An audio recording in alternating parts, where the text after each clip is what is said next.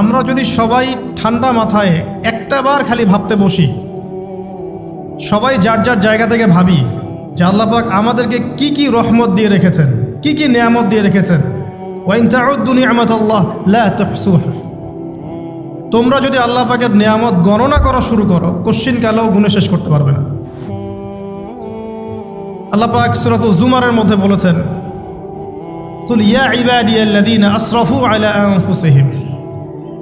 হে নবী, আপনি বলে দিন, আমার বান্দাদেরকে বলে দিন যে হে আমার বান্দারা, তোমরা যারা তোমাদের নফসের উপরে জুলুম করেছ, সুদীর্ঘকাল নামাজের খবর ছিল না, যাকাত দিইনি, হজ ফরজ হয়েছিল করি নাই, সওম রাখিনি, আল্লাহর দিন এগিয়ে নেওয়ার কোনো চেষ্টাই করি নাই, সুদীর্ঘকাল হারাম খেয়েছেন, ঘুষ খেয়েছেন, জেনা করেছেন, বাদ্যযন্ত্র বাজিয়েছেন, অশ্লীলতা এর মধ্যে ডুবেছিলেন, মাদকদ্রব্য সেবন করেছেন, সুদীর্ঘকাল তোমরা যারা নিজেদের নফসের উপর জুলুম করেছ, লা তাকনাতু মির রাহমাতিল্লাহ, তোমরা আল্লাহ পাকের রহমত থেকে নিরাশ হয়ে যেও না। তোমরা আল্লাহ পাকের রহমত থেকে নিরাশ হয়ে যেও না। ইন্নাল্লাহা ইয়াগফিরুয যুনুবা জামিআ, আল্লাহ পাক চাইলে সমস্ত গুনাহ মাফ করতে পারেন।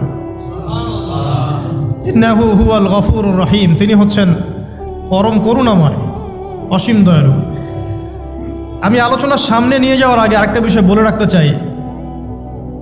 এই আলোচনাকে একপাক্ষিকভাবে, একপেশেভাবে বুঝে নেওয়ার কোনো সুযোগ নাই। আল্লাহ পাক যেমন পরম করুণাময়, অসীম দয়ালু, ঠিক একইভাবে আল্লাহ রাব্বুল আলামিন শাদীদুল ইকাব, কঠিন শাস্তিদাতাও বটে। এই দুটো বিষয় মাথায় রেখেই আল্লাহর রহমতের আশাও করতে হবে এবং আল্লাহ পাকের গজবের ভয়ও করতে হবে। এর মাঝখানেই হচ্ছে ঈমান। এই জায়গা থেকে আলোচনা বুঝতে হবে। আল্লাহ পাক তৌফিক এনায়েত করুন, আমিন। আমাদেরকে আল্লাহ রাব্বুল আলামিন তার রহমত থেকে নিরাশ হতে বারণ করছেন। যে যত পাপ করেছে জীবনে, যদি একটা বার কেউ যদি আল্লাহ পাককে মন থেকে ডাকে, চোখ দিয়ে ঝরঝর করে পানি পড়ে, আল্লাহ পাককে বলে, সেজদায় গিয়ে পড়ে আল্লাহকে বলে রব্বিক ফিরলি, আল্লাহ আমাকে মাফ করে দাও, তার মনের মধ্যে যদি সততা থাকে, মন থেকে যদি সেই কথাটা বলে থাকে, আল্লাহ পাক শুধু তাকে ক্ষমাই করবেন না, তার সমস্ত গুনাহগুলোকে আল্লাহ নেকি দিয়ে পরিবর্তন করে দেবেন। একটা হাদিস পড়ছিলাম, নবী করিম সাল্লাল্লাহু আলাইহি ওয়াসাল্লাম তিনি বলছেন যে লাম্মা কাদাল্লাহুল খালক, যখন আল্লাহ রাব্বুল আলামিন এই মহাবিশ্ব সৃষ্টি করেন, তখন আল্লাহ রাব্বুল আলামিন কাতাবা কিতাবান, একটা কিতাব লিখেছেন। একটা কিতাব আছে আল্লাহর কাছে, কাতাবা কিতাবান ফাহুয়া ইনদাহ ফাওকাল আরশ, যেই কিতাবটা আল্লাহর নিজের কাছে আছে, আরশের উপরে। সেখানে আল্লাহ পাক লিখে রেখেছেন, কি লিখেছেন? ইন্না রাহমাতি সাবাকাত গদাবি, প্রতিটা ক্ষেত্রেই আমার রহমত, আমার দয়া, আমার করুণা আমার গজবকে পরাজিত করেছে। মানে আল্লাহ রাব্বুল আলামিনের গজব, এর উপরে আল্লাহ পাকের রহমত অবস্থান করছে। জীবনের কোনো ক্ষেত্রে হতাশ হওয়ার কোনো সুযোগ নাই। আজকে পারিবারিক ভাঙন বলেন, ব্যক্তি পর্যায়ের আত্মিক ধ্বংসই বলেন, সমাজের বিপর্যয় বলেন, যাই বলেন, পিছনে একটা বড় কারণ আছে। সেটা হলো আল্লাহ থেকে দূরে থাকা মানুষ, আল্লাহ থেকে হতাশ হয়ে যাওয়া। আর এই কাজটা শয়তান করিয়েছে মানুষকে আল্লাহ থেকে দূরে সরানোর জন্য। কিন্তু আল্লাহ রাব্বুল আলামিনের কাছে কেউ যদি যেতে চায়, মন থেকে যদি আল্লাহকে একটা বারও ডাকে, আল্লাহ পাক এক ডাকের মাধ্যমেও তার গুনাহ মাফ করতে পারেন। দুজন ব্যক্তির ঘটনা পড়লাম। একজন ব্যক্তি প্রচণ্ড রকম আবেদ, প্রচুর ইবাদত করে। আপনারা জানেন ইবলিসও কিন্তু আবেদ ছিল, ইবলিস কিন্তু প্রচুর ইবাদত করেছে। এখন ওই ব্যক্তির একজন বন্ধু ছিল, এটা বানু ইসরাঈলের ঘটনা। তো সেই বন্ধু পাপী ছিল, বিভিন্ন কবিরা গুনাহ করত। আর এই আবেদ ব্যক্তি বারবার তাকে নসিহত করত, গুনাহ ছেড়ে দাও, তুমি পাপ করছো, গুনাহ ছেড়ে দাও। তখন সেই ব্যক্তি যে পাপ করছে সে বলতো যে আল্লাহ কি তোমাকে আমার রক্ষক বানিয়েছেন? আল্লাহ কি তোমাকে আমার উপর দারোগা বানিয়েছেন? আমাকে আল্লাহর হাতে ছেড়ে দাও, আমাকে নসিহত করতে শোনা। একদিন এই আবেদ ব্যক্তি তার বন্ধুকে একটা জঘন্য পাপ করতে দেখলো, এমন একটা পাপ যেটা দেখে তার মনে ধারণা আসলো এটা চরম জঘন্য একটা কাজ। তখন সে মুখ ফুসকে বলে ফেলল যে আল্লাহ তোকে আর মাফ করবে না, আল্লাহ তোকে জান্নাত দিবে না।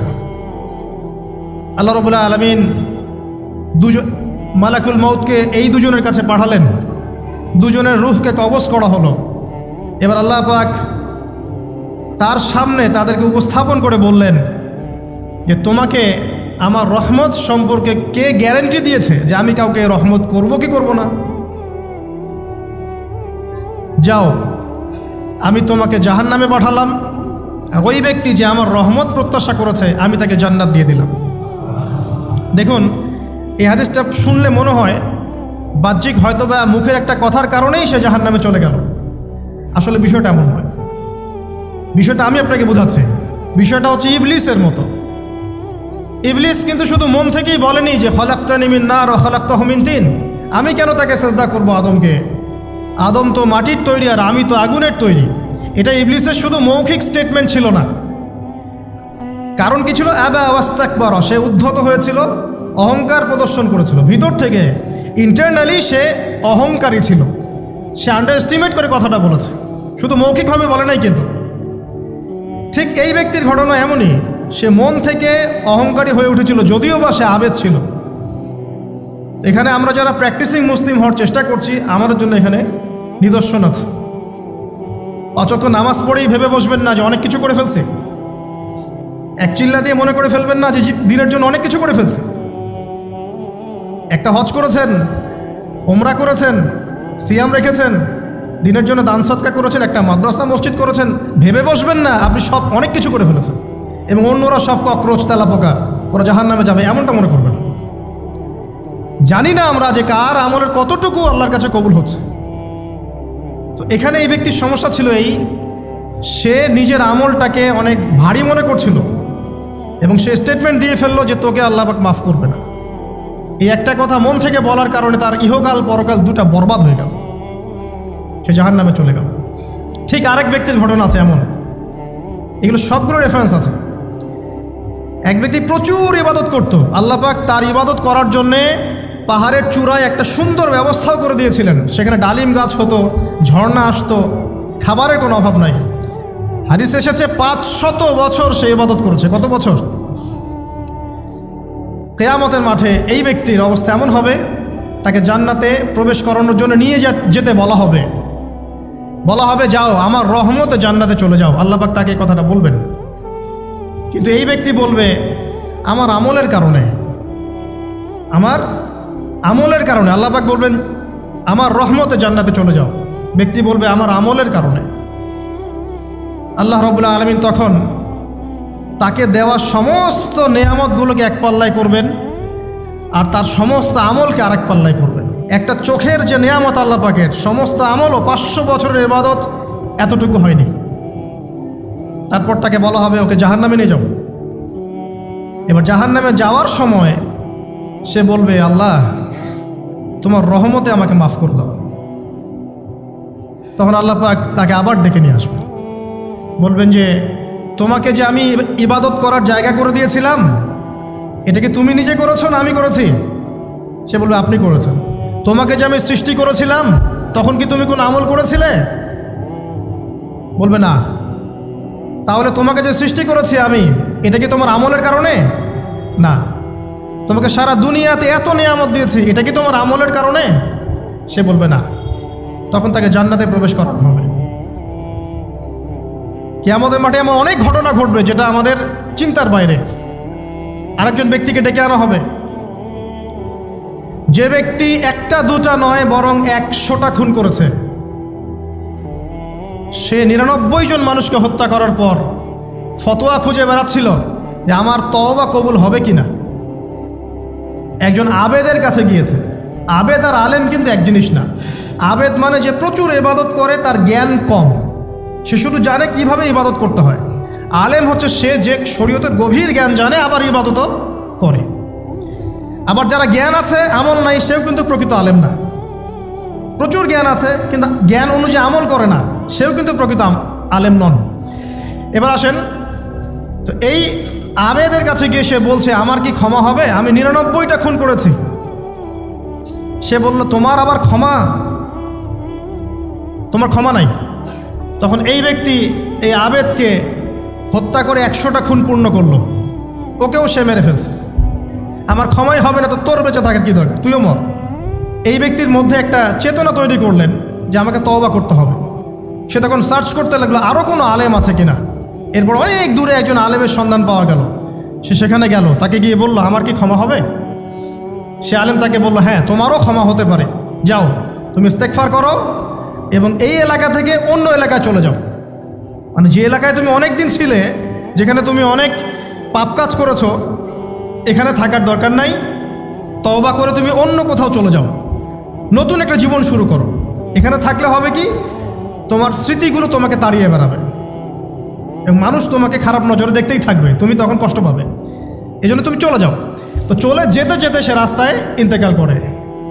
এবার তার রুহ নিবে কে? এই জন্য দুদল ফেরেশতা আসছেন, জান্নাতি এবং জাহান্নামী। তাদের মধ্যে বাক বিতরটা হচ্ছে কে রুহ নিয়ে যাবে। জাহান্নামের ফেরেশতারা বলছেন সে এতগুলো খুন করেছে, তার রুহটা আমরা নিব। আর জান্নাতি ফেরেশতারা বলছেন না, সে তওবা করতে এসেছিল, অতএব সে আল্লাহর অভিমুখী হয়েছে, তার রুহটা আমরা নিব। আল্লাহ পাক এখানে একটা কৌশল করলেন। আল্লাহ পাক ফেরেশতাদেরকে বললেন তোমরা রাস্তাটাকে পরিমাপ করে দেখো, যেদিকে যাচ্ছিল তার পরিমাপ বেশি নাকি যেখান থেকে এসেছে ওর পরিমাণ বেশি।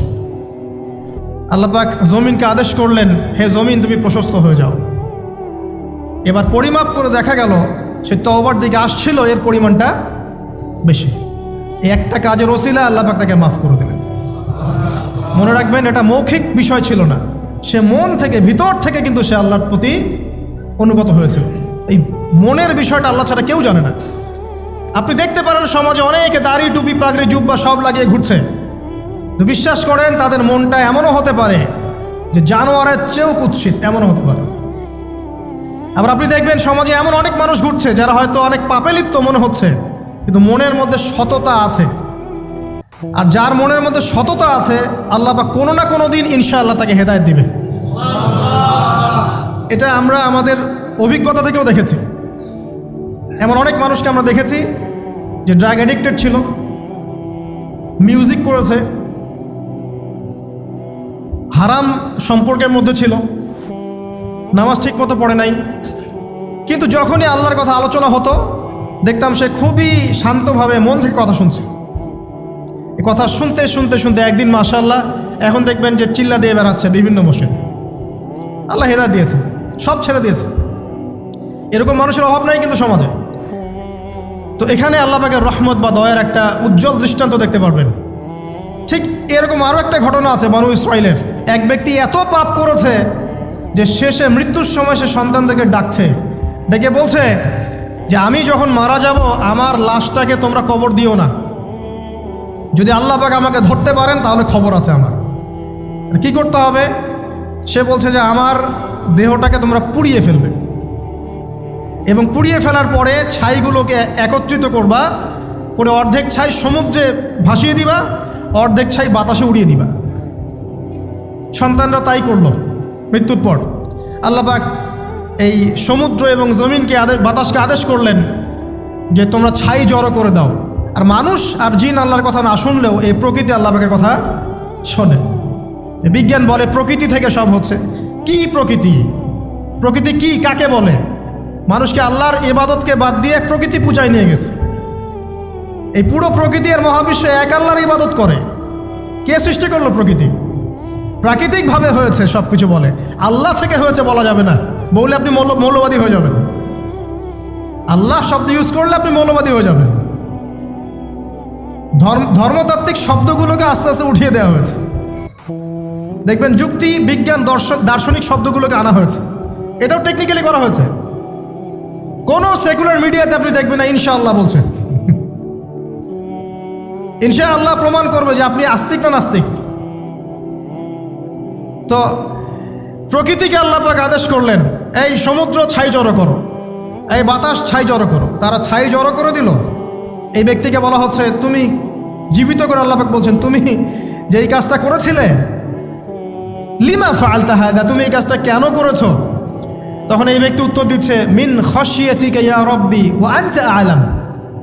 হে আল্লাহ, আমি আমার বুঝে যা এসেছে আপনার ভয়েই আমি এই কাজটা করেছি, আর আপনি খুব ভালো করেই জানেন যে আমি আপনার ভয়ে করেছি নাকি অন্য কোনো কারণে করেছি, মানে আপনি আমার মনের কথা জানেন। আল্লাহ পাক তাকে মাফ করে দিলেন। আপনাদেরকে আমি সেই ব্যভিচারী মহিলার কথাও মনে করাই, যে ছিল একজন প্রস্টিটিউট মহিলা, পতিতা, যেটা আমরা বলি সমাজের ভাষায়, যদিও এখন নতুন শব্দ এসেছে সেক্স ওয়ার্কার বা যৌনকর্মী, এবং এগুলোকে আমরা এখন প্রমোট করছি। আমরা এখন অশ্লীলতাকে প্রমোট করছি। এই কথা বলতে আমাদের বুক কাঁপা উচিত নয় যে আমরা এখন অশ্লীলতাকে প্রমোট করছি। আমরা এখন কাপড় খোলার সংস্কৃতির দিকে যাচ্ছি। যে কাপড় খুলে দিয়েছিল ইবলিস, ইবলিস আমাদের বাবা মার কাপড় জান্নাতে খুলে দিয়েছিল। এটা কি জানেন? ফল খাওয়ার পরে এই ফল খেতে কে প্রলুব্ধ করেছে? ইবলিস। গাছের কাছে গিয়ে ফল ভক্ষণ করার পর সর্বপ্রথম আমাদের পিতামাতার গা থেকে কাপড় খুলে পড়ে গেছে। আমাদের পিতামাতাকে মহাবিশ্বে নগ্ন করে দিয়েছে ইবলিস, আর তার অনুসারীরা এই জমিনে আদম সন্তানদেরকে নগ্ন করছে এখন। অতএব এই যে একটা ট্রেন্ড এখন চলছে, দেখবেন হারাম রিলেশনশিপকে মিডিয়ার মধ্য দিয়ে প্রমোট করা হচ্ছে, মনে হয় একটা স্বাভাবিক বিষয়, কোনো বিষয়ই না এটা, যে কেউ জেনাই করতে পারে, জেনা পর্ন খুব নর্মাল। হালালভাবে যদি আপনি বিয়ে শাদী করতে যান তখন সমস্যা হচ্ছে, হালালভাবে যদি আপনি বিয়ে করতে যান তখন সমস্যা হচ্ছে। হারামভাবে আপনি যা ইচ্ছা তাই করতে পারেন, সমাজে কেউ কিছু বলছে না। এখন বলছে এগুলো স্বাধীনতা। সুবহানাল্লাহ, কোন স্বাধীনতা? স্বাধীনতা বলে কোনো শব্দ নাই মহাবিশ্বে। এই পুরো বিশ্বের সমস্ত মানুষ আল্লাহর অধীনে পরাধীন। এই বিশ্বে যত মানুষ বসবাস করছে এখন, এরা কেউই স্বাধীন নয়, না কেউ স্বাধীন ছিল, না আছে, না থাকবে। সবাই আল্লাহ পাকের দাসত্বের অধীনে পরাধীন। স্বাধীন সেই এই পৃথিবীতে যে ব্যক্তি শয়তানের তাবেদারি করে, ও নফসের তাবেদারি করে, ও তো স্বাধীন, যা ইচ্ছা তাই করতে পারে। এই যে অশ্লীলতার প্রমোটিংটা চলছে, এটাকে পারিবারিকভাবে বন্ধ করতে হবে। আল্লাহ পাক আমাদেরকে বোঝার তৌফিক দান করুন। এগুলো যত বাড়বে সমাজে মহামারী আসবে, দেখে নিয়ে মহামারী আসবে, দুর্ভিক্ষ আসবে, সমাজে এমন সব রোগ ব্যাধির জন্ম হবে যেগুলোর নামও শোনে নাই মানুষ কখনো, এবং সামনে ভূমিধস অপেক্ষা করছে, এগুলো আসবে। যাই হোক, ওই মহিলা, যে ব্যক্তি একজন যৌনকর্মী ছিল, বা যেটা আমরা বলি ব্যভিচারিণী মহিলা ছিল, একটা কুকুরকে দেখেছে সে পানি পান করার জন্য তৃষ্ণার্ত, সে এটাতে মায়া করে, দয়া করে তার মোজাটাকে নামিয়ে এই কূপ থেকে পানি উঠিয়ে কুকুরকে পান করিয়েছে। এই একটা কাজের বদৌলতে আল্লাহ রাব্বুল আলামিন এই ব্যভিচারী মহিলাকে মাফ করে জান্নাত দিয়ে দিয়েছে। হাদিসে এটাও এসেছে, নবী সাল্লাল্লাহু আলাইহি ওয়াসাল্লাম বলেছেন, ইরহামু মান ফিল আরদ, তোমরা সবাই জমিনবাসীর প্রতি রহম করো। জমিনে মুসলিমই থাকতে হবে, তাদের প্রতি রহম করতে হবে এমন নয়, জমিনবাসী যারাই আছে সবার প্রতি রহম করো, জাতি ধর্ম বর্ণ নির্বিশেষে, এমনকি পশু পাখির প্রতিও দয়া করো। ইরহামু মান ফিল আরদ, জমিনে যারা আছে সবার প্রতি রহম করো। ইয়ারহামুকুম মান ফিস সামা, যিনি আসমানে আছেন তিনি তোমাদের প্রতি রহম করবে ইনশাআল্লাহ। ইসলাম এই কথাগুলো বলেছে 1400 বছর আগে। আজকের এই বিশ্বের সোকল্ড এই মডার্ন বিশ্বে, যেখানে মানুষের রক্তের কোনো দাম নাই, সেখানে ইসলাম পশু পাখির অধিকার নিয়ে কথা বলেছে 1400 বছর আগে। কাদেরকে কি শেখাতে আসেন? কোরআন এবং সুন্নাহর বাইরে অভ্রান্ত সত্যের কোনো উৎস আছে? এখানে যা আছে তাই চূড়ান্ত। মানতে চাইলে মানেন, না মানতে চাইলে জাহান্নামে যান, কেউ তো বাধ্য করছে না। লাকুম দীনুকুম ওয়ালিয়া দিন। আল্লাহ পাকের রহমত দেখেন। আরেকটা ঘটনা আছে এমন, একটা বিড়ালকে বেঁধে রেখেছিল এক মহিলা, খাবার দেয় নাই, কষ্ট দিয়েছে। একটা বিড়ালকে খাবার না দিয়ে কষ্ট দেওয়ার কারণে এই মহিলাকে আল্লাহ পাক জাহান্নামে পাঠিয়েছে। এরকম কত ঘটনা আছে, এই ঘটনাগুলো হাদিসের পাতায় বর্ণিত আছে। কোরআনে কি বলছে দেখুন। কোরআনের আমি কয়েকটা পয়েন্ট আপনাদেরকে খালি বলছি, এটা নিয়ে আমি সকালে ভাবছিলাম। আল্লাহ পাক আদম আলাইহিস সালামকে সৃষ্টি করেছেন আমরা সবাই জানি, কিন্তু আল্লাহ পাক সূরা সদের মধ্যে বলছেন ইবলিসকে, হে ইবলিস, তোমাকে কিসে বারণ করলো আদমকে সেজদা করতে, যে আদমকে আমি নিজের হাত দিয়ে সৃষ্টি করেছি। আল্লাহ রাব্বুল আলামিন যে আমাদেরকে এত যত্ন করে ভালোবেসে সৃষ্টি করেছেন, এটা কি আল্লাহ পাকের দয়ার নিদর্শন নয়? মহাবিশ্বের অন্য কোনো মাখলুক সৃষ্টির ব্যাপারে আল্লাহ পাক বলেন নাই খলাকতু বিয়াদাই, আমি নিজ হাতে তাকে সৃষ্টি করেছি। শুধু সৃষ্টি নয়, সৃষ্টি করার পর আল্লাহ পাক তাকে সমস্ত নাম শিক্ষা দিয়েছেন। এই যে জ্ঞান শিক্ষা দেওয়া, জ্ঞান, এটা আল্লাহ পাকের সবচেয়ে বড় নিদর্শনগুলোর মধ্যে অন্যতম। এবং আল্লাহ পাকের সবচেয়ে বড় দয়া, আমার মত এটা, মানব জাতির উপরে আল্লাহ পাকের সবচেয়ে বড় দয়াটা হচ্ছে কি জানেন? আল্লাহ পাক আমাদেরকে জ্ঞান শিক্ষা দিয়েছেন, ওহী নাজিল করেছেন।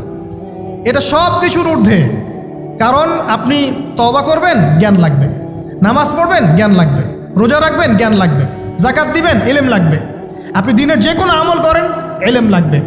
জান্নাত জাহান্নামের পথ খুঁজে পেতে হলে ইলম লাগবে। দেশ চালাবেন, ইলম লাগবে। অর্থনীতি চালাবেন, ইলম লাগবে। ইলম ছাড়া কিছু নাই, ইলমের উপরে কিচ্ছু নাই। এই ইলমটা আল্লাহ পাক কাকে শিক্ষা দিয়েছেন? আদম আলাইহিস সালামকে। আমরা তো শিখেছি সমাজবিজ্ঞান বইগুলোতে যে আমাদের পূর্বপুরুষরা নাকি গুহায় থাকতো আর গাছের ছাল পাতা খেয়ে থাকতো, তাই না? লতা পাতা খেয়ে থাকতো, গাছের ছাল পাতা খেয়ে থাকতো, পোশাক পরতো আর কি। বোগাস, ডাহা, মিথ্যা কথা। আল্লাহ রাব্বুল আলামিন সূরা বাকারা এবং সূরা আরাফ পড়ে দেখেন, আল্লাহ পাক বলছেন যে আদম আলাইহিস সালামকে আল্লাহ পাক সমস্ত নাম জ্ঞান শিক্ষা দিয়েছেন। মহাবিশ্বের যে প্রয়োজনীয় জ্ঞানগুলো আছে সেগুলো আল্লাহ পাক আদমকে শিখিয়েছেন আলাইহিস সালাম। ওয়াল্লামা আদামাল আসমাআ কুল্লাহা, আল্লাহ পাক আদমকে সমস্ত নাম শিক্ষা দিয়েছেন। আমাদের পিতা মাতারা মূর্খ ছিলেন না, তারা সৃষ্টি থেকেই জ্ঞানী ছিলেন। আদম আলাইহিস সালামের পারমাণবিক বোম বানানোর কোনো প্রয়োজন ছিল না। ছিল? বানান নাই। আপনার মধ্যে এই জ্ঞানটা আসছে কিভাবে? বাই ডিএনএ আপনি জ্ঞান পাচ্ছেন, কারণ আমরা আদম সন্তান। অনেক জ্ঞান আমাদের ভিতরেই আছে, এগুলো চর্চার মধ্য দিয়ে, গবেষণার মধ্য দিয়ে প্রস্ফুটিত হয় মাত্র। জ্ঞান ভিতরে আছে আমাদের। আমাদের পিতাকে জ্ঞানী করে পাঠানো হয়েছে। এই জ্ঞান শিক্ষা দেওয়াটা হচ্ছে আল্লাহ পাকের সবচেয়ে বড় দয়াগুলোর মধ্যে একটা। রহম করেছেন। শুধু তাই নয়, আদম আলাইহিস সালামকে এমন জ্ঞান শিক্ষা দিয়েছেন যে জ্ঞান ফেরেশতারা পর্যন্ত জানতো না। এটা কি দয়া নয়? এটা কি আদম সন্তানের প্রতি ভালোবাসা নয়? তারপরে সেজদা করিয়েছেন। মহাবিশ্বে অন্য কাউকে কি সেজদা করানো হয়েছে? কোরআনে কি এমন কোনো দলিল আছে যে আদম আলাইহিস সালাম ছাড়া অন্য কাউকে সব ফেরেশতারা সেজদা করেছেন? আছে? তাহলে এই যে সম্মান দেয় আল্লাহর পক্ষ থেকে, সম্মান কিসের ভিত্তিতে? সম্মান শারীরিক ক্ষমতার ভিত্তিতে। সম্মানটা কি কারণে?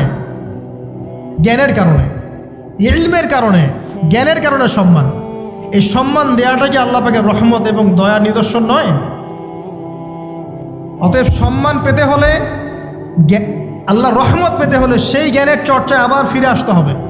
আপনি যদি আজও সেই ওহির জ্ঞানের চর্চা করেন, আল্লাহ পাক এই পৃথিবীবাসীর বুকের মধ্যে আপনার জন্য সম্মান পয়দা করে দিবেন ইনশাআল্লাহ। দেখে নিন, ওই সেই জ্ঞানী যদি আপনি এখনও চর্চা করেন, আজও আপনি সম্মানিত হবেন ইনশাআল্লাহ। ব্যক্তি চর্চা করলে ব্যক্তি সম্মানিত হবে, একটা পরিবার চর্চা করলে ওই পরিবার সম্মানিত হবে, একটা সমাজ যদি চর্চা করে সেই ওহির জ্ঞান, ওই সমাজ সম্মানিত হবে। একটা দেশে যদি আপনি ওই ওহিভিত্তিক জ্ঞান ছড়িয়ে দেন, পুরো দেশকে আল্লাহ পাক সম্মানিত করবে ইনশাআল্লাহ, পুরো জাতিকে সম্মানিত করবে ইনশাআল্লাহ। আরও সামনে যান, এই যে আদম এবং হাওয়া আলাইহিস সালাম গাছের কাছে চলে গেলেন, ফল খেয়ে ফেললেন, কারণ আমরা আদম সন্তান, ভুল করি। আল্লাহ পাকের সাথে সাথেই বহিষ্কার করে দিয়েছেন? না, আল্লাহ পাক তওবা করার জন্যে কালিমা শিখিয়ে দিয়েছেন। সুবহানাল্লাহ, তাদের কালিমা জানা ছিল না। আল্লাহ পাক বলছেন ফাতালাক্কা আদাম মির রাব্বিহি কালিমাত, আল্লাহ পাকের কাছ থেকে আদম আলাইহিস সালাম কিছু বাক্য শিখে নিলেন, যেই বাক্য দিয়ে ফাতাবা আলাই, সে আল্লাহর কাছে তওবা করল। কোন সেই বাক্য? সূরা আরাফে আছে, রব্বানা যালামনা আনফুসানা ওয়া ইল্লাম তাগফির লানা ওয়া তারহামনা লানাকুনান্না মিনাল খাসিরিন। এই দোয়া কে শিখিয়ে দিয়েছে? আল্লাহ। এই তওবার বাক্য যে শিখিয়ে দেয়, এটা কি দয়ার পরিচয় নয়? আমরা আল্লাহর কাছে ফিরে যাব, তওবা করব, ইস্তেগফার করব, এই জ্ঞানটা শিখিয়ে দেয়া কি আল্লাহ পাকের দয়ার পরিচয় নয়? না, আমরা কিভাবে ক্ষমা চাইতাম?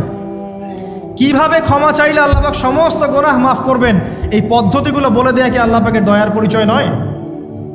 তারপর সামনে যান, পৃথিবীতে নামিয়ে দিয়ে আল্লাহ পাক ক্ষান্ত হয়ে যাননি। আল্লাহ রাব্বুল আলামিন আসমান থেকে হেদায়েতের গ্রন্থ পাঠিয়েছেন, বলেছেন এই গ্রন্থের মধ্যে যা আছে মেনে চললে তোমরা আবার জান্নাতে ফিরে আসবে ইনশাআল্লাহ। আল্লাহ পাক আদম এবং হাওয়া আলাইহিস সালাম এবং আদম সন্তান সবাইকেই সৃষ্টি করেছেন। উদ্দেশ্য হচ্ছে আল্লাহ পাক আমাদেরকে জান্নাত দিতে চান। আল্লাহ পাক চান যে আমরা যেন জান্নাতে যাই। যদি আমরা জান্নাতে যেতে না পারি পরকালে, একটা কারণে যেতে পারবো না, অন্য একটা কারণ, সেটা হলো আমাদের নিজের দোষে। একটা কারণ, যারা জাহান্নামে যাবে মানুষ এবং জিনদের মধ্যে, নিঃসন্দেহে মহাবিশ্বে তারা ছাড়া জাহান্নামে যাওয়ার উপযুক্ত কেউ ছিল না। ও জাহান্নামে যাওয়ার উপযুক্ত ছিল বলেই আল্লাহ পাক তাকে জাহান্নামে পাঠাবেন। আর যারাই জান্নাতে যাবে প্রত্যেকেই শুধু আমলের বদৌলতে যাবে না, বরং আল্লাহ পাকের রহমতেই যাবে। আল্লাহ পাকের রহমত যাদের উপরে বর্ষিত হবে তারাই জান্নাতে যাবে ইনশাআল্লাহ। কে আমল দিয়ে যেতে পারবে না। যত আমলই করি বলা যাবে না এই আমলের বদৌলতে জান্নাতে যেতে পারবো। আল্লাহ পাক দয়া না করলে হবে না। আল্লাহ পাক চান যে আদম সন্তান যেন জান্নাতেই যায়। এই কারণেই সৃষ্টি করা, এই কারণেই আপনার ওহীভিত্তিক গ্রন্থগুলো পাঠানো, এই কারণে নবী রাসূল পাঠানো, আলেম ওলামা সৃষ্টি করা, মানুষকে সতর্ক করা, হায়াত দেয়া, বারংবার জীবনে চলতে ফিরতে আপনাকে অ্যালার্ম করা হয়, আল্লাহর পথে ফিরে আসেন, আল্লাহর পথে ফিরে আসেন। অ্যালার্ম করা হয় না? বিপদ দিয়ে আপনাকে অ্যালার্ম করা হয় আল্লাহর পক্ষ থেকে। আপনি চলতে পথে হোঁচট খান, আল্লাহ আপনাকে অ্যালার্ম দেন, ফিরে আসো। চলছেন বিপথে, আল্লাহ পাকে অ্যালার্ম দেন, ফিরে আসো। আল্লাহ পাকের পক্ষ থেকে কিন্তু এগুলো আসে।